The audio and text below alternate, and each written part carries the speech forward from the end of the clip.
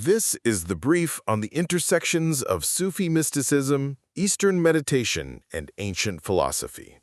Human history is totally packed with different paths from Sufi dervishes to Stoic sages. But what's wild is they all use remarkably similar spiritual technologies to seek the exact same ultimate inner peace. First, let's talk about the mechanics.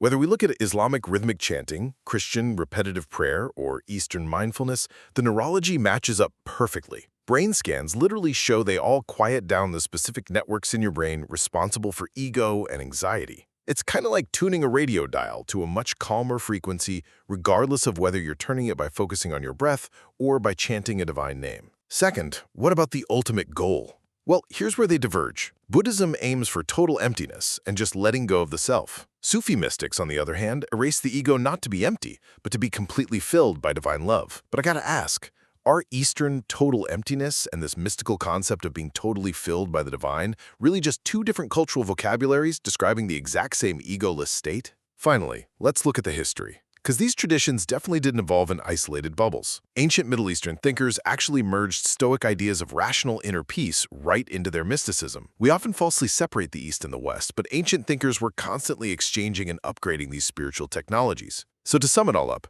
whether through Stoic logic, Buddhist mindfulness, or passionate Sufi devotion, our human quest to transcend the ego shares a deeply connected psychological and historical DNA. It honestly seems like all these ancient roads ultimately lead to the exact same quiet center of the human mind.